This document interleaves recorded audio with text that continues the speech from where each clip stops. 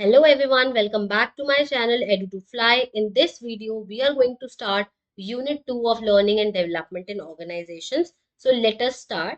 First of all, यहाँ पे हमें Unit 2 में Individual Development के बारे में पढ़ना है. ठीक है, फर्स्ट यूनिट जो थी, जो Unit 1 है हमारी, उसमें हमने क्या पढ़ा था? उसमें हमने सारा का सारा लर्निंग के बारे में पढ़ा था. That was all about learning. And जो यूनिट 2 है वो सारी की सारी डेवलपमेंट बेस्ड है कि इंडिविजुअल की डेवलपमेंट कैसे होती है, राइट, और उसको ऑर्गेनाइजेशन में हम कैसे यूज कर सकते हैं. तो इंडिविजुअल डेवलपमेंट क्या मतलब क्या है? कॉन्टिन्यूअस प्रोसेस है ये, सेल्फ इम्प्रूवमेंट का, जिससे हम अपने आप को इम्प्रूव करते हैं, अपनी स्किल्स को एनहांस करते हैं, अपनी पर्सनालिटी को ग्रो करते हैं. और ये जो प्रोसेस है वो इंडिविजुअल अपनी थ्रू आउट लाइफ करता है, कॉन्टिन्यूअस प्रोसेस है, राइट. इसमें जो चेंज आता है वो फिजिकल होता है, कॉग्निटिव होता है, इमोशनल होता है एंड सोशल भी होता है, जो कि किसी भी इंसान की एबिलिटी को शेप करता है और ओवरऑल वेलबींग के लिए इम्पोर्टेंट होता है. ठीक है, तो ये तो थी इसकी एक डेफिनेशन.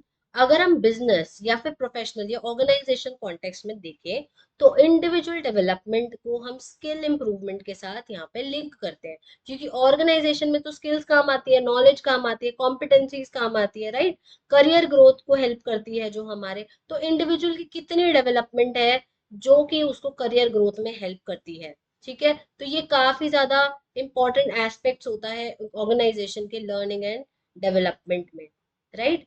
सो इंडिविजुअल डेवलपमेंट की कुछ स्टेजेस जो कि अलग अलग साइकोलॉजिस्ट ने दी है. तो सबसे पहले है एरिक एरिक्सन, जिन्होंने साइकोलॉजिकल स्टेजेस दी है, राइट. अब यहाँ पे हमने जो टेबल बनाई है वो देखो, यहाँ पे स्टेज है जो उन्होंने दी है, किस एज से रिलेट करती है वो, यहाँ पे की कॉन्फ्लिक्ट क्या होता है और आउटकम क्या वो चाहते हैं उस एज पे.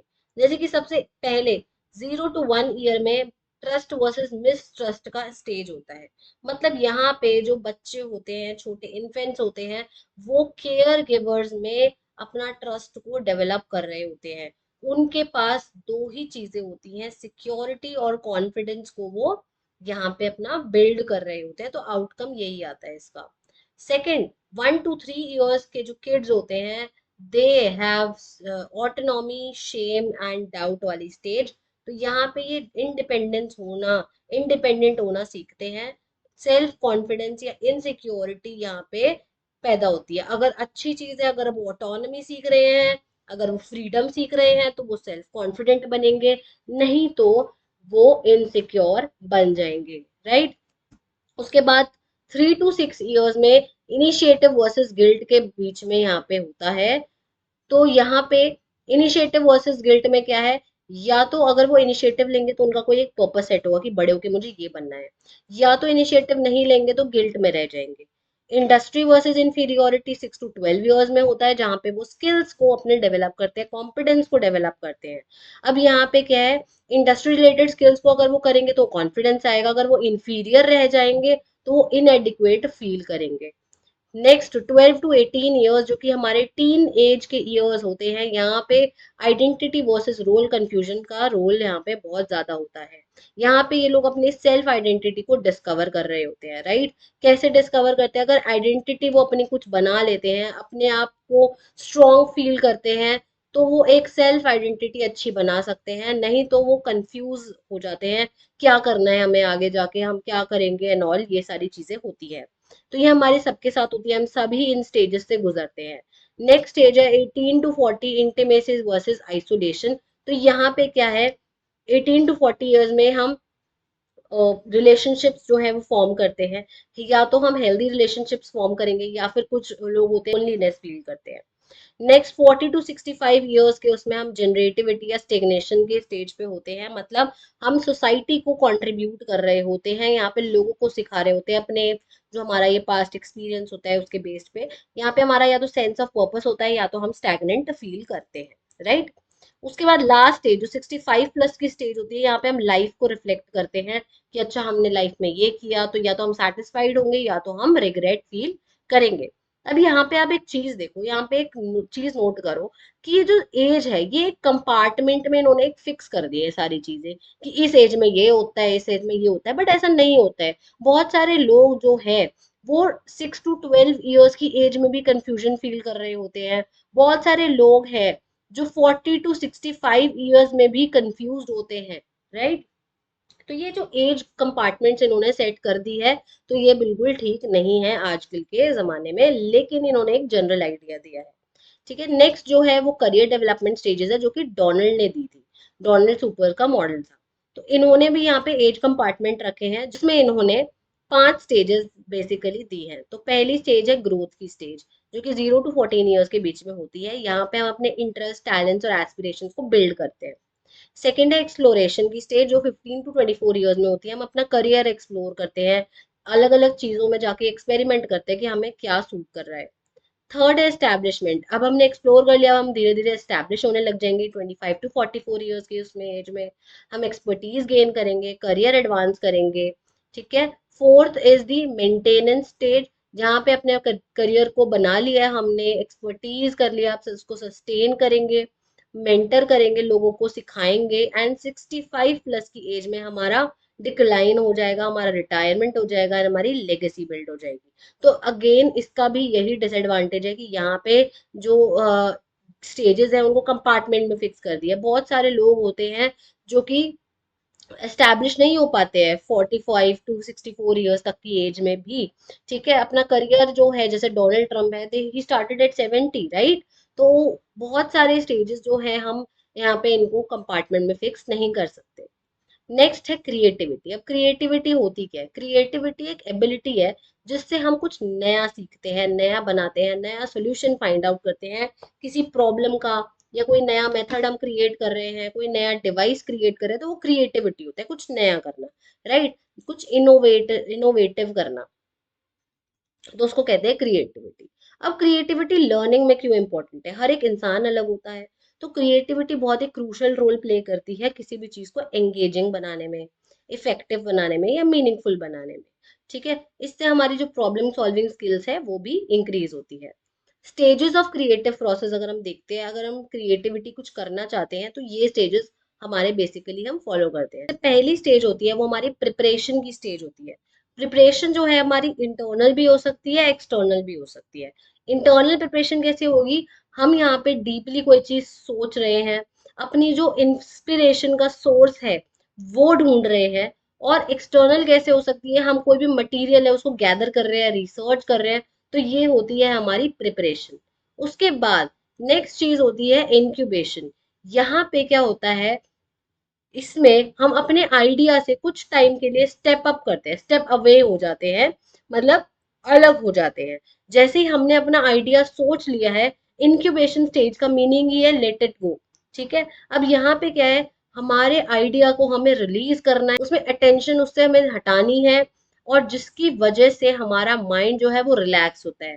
और जो भी हमारा रिलैक्स्ड माइंड है, ये रिलैक्स माइंड अपना मैजिक दिखाता है, हमारा हेल्प करता है हमें फोकस करने में। ठीक है। नेक्स्ट जो स्टेज है वो है इल्यूमिनेशन स्टेज। इल्यूमिनेशन स्टेज को हम एक तरीके से लाइट बल्ब स्टेज भी कहते हैं, जैसे कहते हैं ना दिमाग की बत्ती जलना, बिल्कुल वही स्टेज है ये। It is a realization stage. यहाँ पे हम नए कनेक्शंस बनाते हैं, नए रेवोल्यूशंस ढूंढते हैं अपने आइडिया में कि अच्छा ये भी हो सकता है, ये भी हो सकता है, और उसको मिला के हमें एक बढ़िया सोल्यूशन मिलता है। ठीक है। And last step is the evaluation या वेरिफिकेशन। अब इसमें क्या है, हम अपनी आइडिया जो हमारा है उसको इवैल्यूएट करते हैं कि क्या वो आइडिया ठीक भी है, वैलिड भी है। हम उसको ऑल्टरनेटिव्स के साथ कंपेयर करते हैं, रिव्यू करते हैं, क्या वो ओरिजिनल हमें सोल्यूशन देगा जो हमारी ओरिजिनल प्रॉब्लम है, राइट। या फिर हमें कोई और आइडिया रखना है, देखना है, या फिर हमें वापस से प्रिपरेशन स्टेज पे जाना है। तो इसको हम क्या कहते हैं, एक तरीके से वेरीफाई करना आइडिया को। और ये जो चीज होती है ऑर्गेनाइजेशंस में काफी सारी जगह यूज होती है, स्पेशली एंटरप्रेन्योर्स जो होते हैं इसको यूज करते हैं फॉर फिजिबिलिटी स्टडीज। ठीक है, जो भी कॉन्सेप्ट उन्होंने बनाया है या प्रोडक्ट उन्होंने बनाया है उसको देखते हैं कि वो मार्केट में फिजिबल होगा कि नहीं, फाइनेंशियली फिजिबल है कि नहीं, तो उसके लिए वो मार्केट रिसर्च करते हैं। उसके बाद मेजर्स ऑफ क्रिएटिविटी, ये भी बहुत ही इंपॉर्टेंट टॉपिक है। हमने क्रिएटिविटी पढ़ लिया कि क्या होता है, अब क्रिएटिविटी को कैसे करेंगे हम, ये भी हमें यहाँ पे पढ़ना है। वर्ल्ड वॉर 2 के दौरान जेपी गिलफोर्ड नाम के जो साइकोलॉजिस्ट थे, उन्होंने एक टेस्ट बनाया था। ठीक है, जिसमें उन्होंने सर्टेन इंडिविजुअल्स को सिलेक्ट किया था एक पायलट ट्रेनिंग प्रोग्राम के लिए। ठीक है। तो यहाँ पे वो करना क्या चाहते थे, वो ह्यूमन इंटेलिजेंस टैलेंट को टेस्ट करना चाहते थे, जिसकी वजह से उन्होंने आईक्यू टेस्ट को रिसर्च किया कि आईक्यू टेस्ट होते क्या हैं, क्यों यूज होते हैं। उन्होंने एक एजम्पशन की कि आईक्यू टेस्ट जो है वो क्रिएटिविटी से उसका कोई लेना देना नहीं है, राइट। तो यहाँ पे क्या होता है, जो मोस्टली साइकोलॉजिस्ट थे वो यही सोचते थे कि जिसका आईक्यू हाई होता है उसकी क्रिएटिविटी भी हाई होगा, जो क्रिएटिविटी क्वेश्चन है वो भी हाई होगा।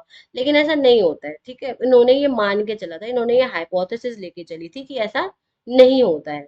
और उन्होंने दो टाइप की थिंकिंग यहाँ पे डिस्कवर करी, एक होती है डाइवर्जेंट थिंकिंग और एक होती है कन्वर्जेंट थिंकिंग। तो डाइवर्जेंट और कन्वर्जेंट का मतलब क्या होता है? डाइवर्जेंट का मतलब कि कोई एक चीज हमने सोची, उसकी प्रॉब्लम है, उसके काफी सारे सॉल्यूशन हो सकते हैं। और कन्वर्जेंट में कि उसका सिर्फ एक या दो ही सॉल्यूशन हो सकते हैं, यस या नो में ही आंसर उसका हो सकता है। तो काफी सारे टेस्ट होते हैं, जैसे कि सबसे पहले डाइवर्जेंट टेस्ट जो होते हैं, डाइवर्जेंट थिंकिंग के टेस्ट होते हैं, वो हमारे मल्टीपल सॉल्यूशंस को जनरेट करने में हेल्प करते हैं। तो उसके लिए दो टाइप के टेस्ट है, Torrance test of creative thinking and Guilford का ऑल्टरनेटिव यूजेस ऑफ टेस्ट। ठीक है। सेकेंड हमारा कन्वर्जेंट थिंकिंग जो टेस्ट है, उसके लिए हमारे रिमोट एसोसिएट टेस्ट हुआ, जिसमें हम कॉमन लिंक ढूंढते हैं थ्री अनरिलेटेड वर्ड्स में। यहाँ पे कोई भी आपको तीन वर्ड्स दे दिए जाएंगे, इसके बीच में आपको लिंक ढूंढना है, तो उसको कहते हैं कन्वर्जेंट थिंकिंग टेस्ट। उसके अलावा हमारे पर्सनालिटी टेस्ट और अचीवमेंट टेस्ट भी होते हैं। पर्सनालिटी टेस्ट जो होते हैं उसमें पर्सनालिटी हमारी देखी जाती है कि हम कितने ओपन है, कितने रिस्क टेकिंग है, कितने क्यूरियोसिटी है हमारे अंदर। तो उसके अंदर बिग फाइव पर्सनालिटी टेस्ट होता है, जो कि हम आगे की आने वाली स्लाइड्स में पढ़ने वाले हैं। क्रिएटिव अचीवमेंट टेस्ट, इसमें हमने एक क्वेश्चनेयर बनाया जिसमें हम अपनी अचीवमेंट्स को स्टडी करते हैं अलग अलग फील्ड्स में। Next personality. पर्सनालिटी होता क्या है? पर्सनालिटी एक ग्रीक वर्ड पर्सोना से बना है, जिसका मतलब है टू स्पीक थ्रू। मतलब इसके थ्रू हमारी जो बॉडी लैंग्वेज है वो कैसी है, हमारा एटीट्यूड है वो कैसा है। तो पर्सनालिटी जो होती है एक तरीके से कॉम्बिनेशन होता है डिफरेंट कैरेक्टरिस्टिक्स का या क्वालिटीज का, जो हमारी एक यूनिक आइडेंटिटी को क्रिएट करती है। अब ये जो पर्सनालिटी होती है ये आती कहाँ है, इसके आती कैसे है ये? ठीक है। तो ये इसके बहुत सारे डिटर्मिनेंट्स होते हैं, बहुत सारे फैक्टर्स होते हैं पर्सनालिटी के, biological, cultural, family, social and situational. तो इसको हम एक एक करके पढ़ते हैं। तो सबसे पहले है बायोलॉजिकल फैक्टर्स, जिसमें हेरिडिटी आ जाता है और हमारा ब्रेन आ जाता है, फिजिकल फीचर्स आ जाते हैं। तो ये हमारे सारे बायोलॉजिकल फैक्टर्स होते हैं, जो कि हमें at the time of conception हमारे पेरेंट्स के थ्रू हमें मिलते हैं। ब्रेन में क्या हो जाता है कि हमारा ब्रेन कैसे रोल प्ले कर रहा है, हमारा कितना हम नॉलेज को क्रिएट कर पा रहे हैं, कितना हम किसी चीज को प्रूव कर पा रहे हैं। फिजिकल फीचर्स भी बहुत इंपॉर्टेंट होते हैं, कोई टॉल है, शॉर्ट है, फैट, स्किनी, ब्लैक, वाइट। तो ये सारी चीजें हमारी पर्सनालिटी को इफेक्ट करती है, हमारा जो सेल्फ कॉन्सेप्ट है उसको क्रिएट करती है, राइट। सेकेंड हमारा है कल्चरल फैक्टर्स, जिसके अंदर हम आ जाता है हमारी पर्सनालिटी की फॉर्मेशन, जहाँ जो इन्वायरमेंट है, कल्चरल फैक्टर्स में बेसिकली हमारे आसपास का इन्वायरमेंट आ जाता है, जिसमें हम पले बड़े हैं, हमारी अर्ली कंडीशनिंग हुई है, हमारे नॉर्म्स सेटअप हुए हैं, हमारी मॉरल वैल्यूज हमें दी गई है। तो ये जो कल्चर होता है ये हमारे एटीट्यूड को, हमारे एग्रेशन, कंपटीशन, इन सब को बेस एक तरीके से उन सब का फाउंडेशन बनाता है। ठीक है। उसके अलावा हमारे फैमिली फैक्टर्स होते हैं। यहाँ पे जो कल्चर होता है वो बेसिकली ये डिस्क्राइब करता है कि हमारी लिमिट्स क्या है। ठीक है, कल्चर हमें लिमिट में रखता है, लेकिन फैमिली फैक्टर्स जो होते हैं ये हमें दिखाते हैं कि हमारे किस सोशल ग्रुप के आसपास हम पले बड़े हैं। ठीक है। हम अपने सोशल ग्रुप के आसपास ही उस कल्चर को डिस्पेंस करेंगे, उस कल्चर को शो करेंगे। तो ये बहुत ही सिग्निफिकेंट पार्ट होता है फैमिली या सोशल ग्रुप हमारे, क्योंकि हम उसके अराउंड ही जो है बड़े होते हैं। तो ऐसा बहुत सारा एविडेंस मिला है, बहुत सारी स्टडीज हुई हैं, जिससे पता चला है कि जो चाइल्डहुड में हमारा होम एनवायरनमेंट होता है, जो पेरेंट्स क्रिएट करते हैं, जो हमारे आसपास के लोग क्रिएट करते हैं, उसका पर्सनालिटी डेवलपमेंट पे बहुत ही बड़ा असर होता है। एंड आई होप ये जितने भी लोग ये वीडियो देख रहे हैं इससे रिलेट करते हो कि जो चाइल्डहुड होता है, जो चाइल्डहुड में हमने आसपास महसूस किया है, स्ट्रगल्स किए हैं, जो हमें अच्छी चीजें हुई हैं, उससे ही हमारी आज की पर्सनालिटी क्रिएट हुई है, right. Lastly the social factors. Social factors में हमारे क्या क्या आ जाते हैं?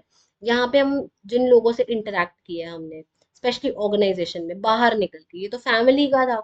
यहाँ हम बाहर निकल के हमने जो सोशलाइज किया है लोगों से, उसका हमारे बिहेवियर पे क्या असर हुआ है। सोशलाइजेशन में क्या होता है, यहाँ पे हम अलग अलग टाइप के बिहेवियर्स को सीखते हैं बाहर जाके। फिर उसके बाद है पर्सनालिटी के कुछ कैरेक्टरिस्टिक्स होते हैं जो कि हम सब में होते हैं। तो सबसे पहला होता है locus of control. Locus of control का मतलब होता है कि हम क्या सोचते हैं, कि हम हमारा जो है कंट्रोल किसी सिचुएशन पे कैसा है। अगर हम ये सोचते हैं कि जो हमारा कंट्रोल है, वो जितनी भी चीजें हमारी लाइफ में हो रही है वो मैं खुद ही कंट्रोल कर रही हूँ, मैं कोई डेस्टिनी वेस्टिनी ऐसी कोई चीज नहीं है, मैं खुद ही कंट्रोल कर रही हूँ, तो वो इंटरनल लोकस होता है। और अगर हम सोच रहे हैं कि नहीं उसने ऐसा किया तो इसलिए मेरी लाइफ में ऐसा हो गया, तो वो एक्सटर्नल लोकस होता है। ठीक है, हम ये सोचते हैं कि हमारी जो लाइफ है वो बाहर वाले या सिचुएशन कंट्रोल कर रहे हैं, that is the external locus. Second है सेल्फ एफिकेसी। सेल्फ एफिकेसी का मतलब होता है कि हमारी खुद की एबिलिटी पे हमें कितना बिलीफ है। तो सेल्फ एफिकेसी में हाई सेल्फ एफिकेसी भी होती है, लो सेल्फ एफिकेसी भी होती है। हाई सेल्फ एफिकेसी में क्या होता है, यहाँ पे इंसान ये सोचता है कि जो मेरा जॉब का सक्सेस है या मैं जो भी लाइफ में सक्सेस अचीव करूंगा, वो उसके लिए मेरे पास पूरा पूरा कॉन्फिडेंस है। लेकिन लो सेल्फ एफिकेसी वाले लोग जो होते हैं वो बहुत ही चैलेंजेस फेस करते हैं, क्योंकि उनके पास अपनी खुद की एबिलिटी में ज्यादातर बिलीफ नहीं होता है। एंड उसके बाद हमारा सेल्फ एस्टीम आता है। सेल्फ एस्टीम का मतलब होता है हम सेल्फ वर्थ हमारी कितनी है। अगर हमारी है हाई सेल्फ एस्टीम है, मतलब हमारी पॉजिटिव फीलिंग है खुद को लेके। लो सेल्फ एस्टीम है, इसका मतलब हम अपने बारे में नेगेटिवली सोचते हैं।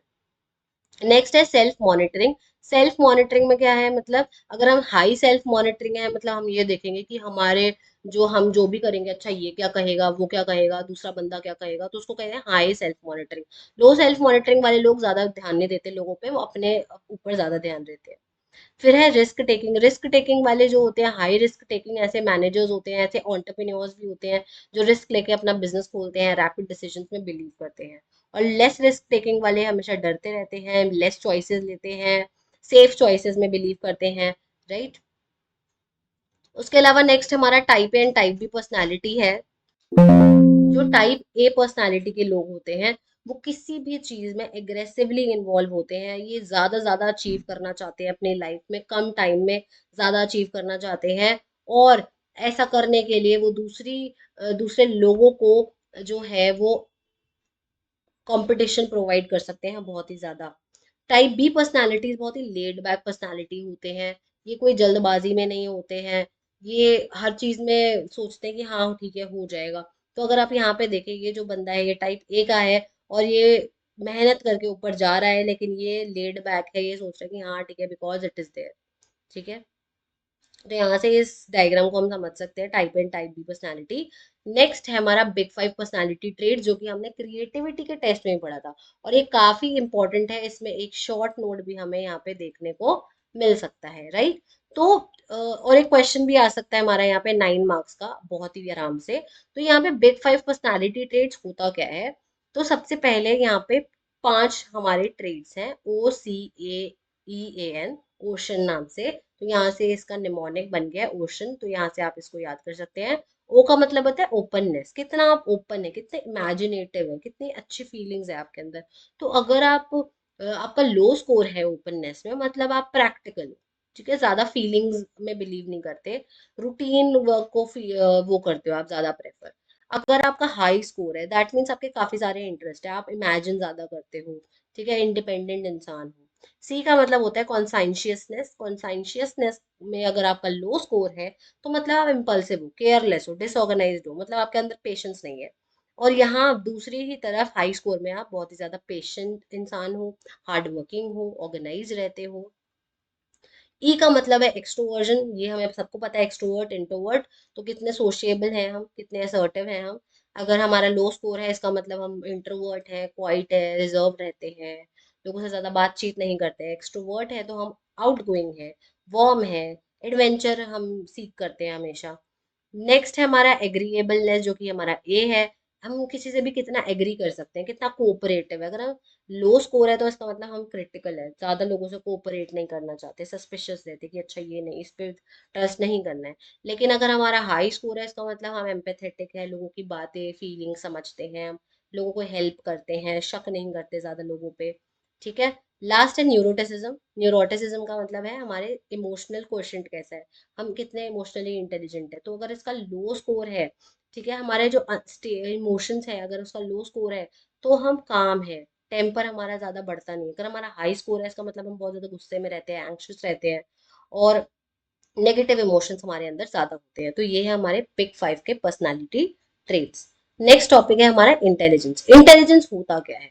ठीक है, एक होता है हमारा क्रिएटिविटी, एक होता है इंटेलिजेंस। इंटेलिजेंस बहुत ही सिंपल वर्ड है, लेकिन इसका हर एक इंसान अलग अलग मीनिंग समझाता है। ठीक है, अगर हम किसी और से पूछे, 10 लोगों से इंटेलिजेंस का मतलब पूछे, तो हर किसी के लिए इंटेलिजेंस अलग अलग चीज मीन करता है। तो इंटेलिजेंस के काफी सारे यहाँ पे मीनिंग होते हैं।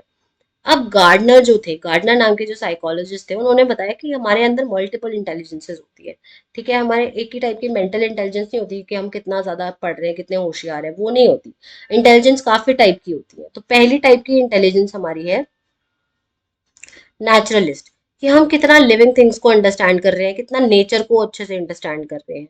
नेचर स्मार्ट है कि नहीं हम, म्यूजिक स्मार्ट है कि नहीं हम, कितना ज्यादा हम साउंड्स को अंडरस्टैंड कर पाते हैं। बॉडीली काइनेस्थेटिक का मतलब हम अपने माइंड और बॉडी को कितना लिंक कर पाते हैं, कोऑर्डिनेट कर पाते हैं। लिंग्विस्टिक में हम लैंग्वेज स्मार्ट है कि नहीं। इंट्रापर्सनल में है कि हम खुद से कितना इंटरैक्ट कर पाते हैं, हम खुद को कितना जानते हैं। इंटरपर्सनल में है कि हम लोगों के साथ कितना कैसे इंटरैक्ट कर रहे हैं, लोगों की फीलिंग्स कैसे समझ रहे हैं। और लॉजिकल लॉजिकल मैथमेटिकल में हमें पता ही है कि कितना ज्यादा हम एजम्पशंस बनाते हैं, उनको प्रूव कैसे करते हैं, इन सब चीजों में बिलीव करते हैं। ठीक है, तो अब जैसे क्रिएटिविटी टेस्ट है, वैसे ही इंटेलिजेंस के भी कुछ टेस्ट हैं। तो यहाँ पे दो टाइप के टेस्ट हमने यहाँ पे लिखे हैं, जैसे कि स्टैनफोर्ड बिनेट इंटेलिजेंस टेस्ट और वेल्शर इंटेलिजेंस टेस्ट। तो ये जो स्टैनफोर्ड है वो अल्फ्रेड बाइनेट ने बनाया था, और लेटर उसको टर्मेन ने रिवाइज किया था। अब यहाँ पे जो है क्या मेजर करता है, ये हमारी fluid reasoning, knowledge, quantitative reasoning वाले पार्ट को मेजर करता है, हमारी वर्किंग मेमोरी को जो है वो मेजर करता है। अब इसमें आईक्यू स्कोर कैसे निकालते हैं? आईक्यू स्कोर यहाँ पे कैसे निकलता है? यहाँ पे आईक्यू स्कोर निकलता है, यहाँ पे थोड़ा मिसप्रिंट हो गया है।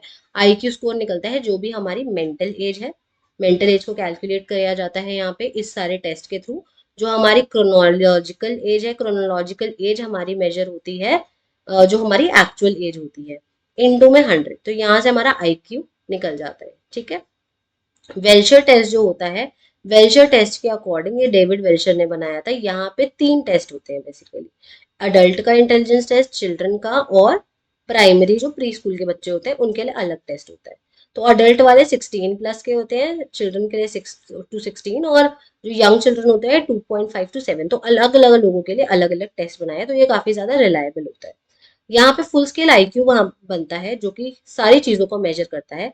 मतलब हम वर्बल कितना कॉम्प्रिहेंशन कर सकते हैं, शब्दों को कितना समझ रहे हैं, परसेप्चुअल रीजनिंग कितनी है हमारी, वर्किंग मेमोरी कितनी है, प्रोसेसिंग स्पीड कितनी है, हम कितनी जल्दी किसी इंफॉर्मेशन को प्रोसेस कर पा रहे हैं। तो ये सारे टेस्ट होते हैं। और कुछ टेस्ट है, ग्रुप इंटेलिजेंस टेस्ट। जो हमने ये पहले पढ़े थे, ये सारे इंडिविजुअल इंटेलिजेंस टेस्ट थे, कि एक इंडिविजुअल को लेके उठा के हम यहाँ पे इनके टेस्ट करते हैं। ग्रुप इंटेलिजेंस टेस्ट में हम एक साथ काफी सारे लोगों को टेस्ट कर रहे होते हैं। ठीक है, तो यहाँ पे कितने टेस्ट है हमारे? एक है हमारा रेवन प्रोग्रेसिव मैट्रिसेस। यहाँ पे हमारे नॉन वर्बल इंटेलिजेंस टेस्ट होती है। कॉग्निटिव एबिलिटी टेस्ट में, ये स्कूल्स में होता है, जैसे कि हमें स्कूल में कैट मैट का एग्जाम होता है, वो सारी चीजें। और आर्मी में, जो मिलिट्री में होता है, ताकि लोगों को, जो सोल्जर्स हैं, उनको इंटेलिजेंस बेस पे अलग कर सके, तो उसके लिए अल्फा बीटा टेस्ट होते हैं। उसके अलावा हमारे कुछ परफॉर्मेंस टेस्ट भी होते हैं, जिससे हम परफॉर्मेंस को देख सकते हैं लोगों की, जैसे कि कोर्स का ब्लॉक डिजाइन टेस्ट। यहाँ पे कलर्ड ब्लॉक्स दिए जाते हैं, जैसे कि हमें एक ब्लॉक दे दिया है, हमें उसको कलर वाइज अरेंज करना है। And Bhatia's battery of performance test, यहाँ पे पिक्चर बेस्ड और या सिंबॉलिक रीजनिंग के थ्रू हमारी इंटेलिजेंस को टेस्ट किया जाता है। लास्ट हमारा टॉपिक आज का है इमोशनल इंटेलिजेंस, जो कि यूनिट 2 का लास्ट टॉपिक है।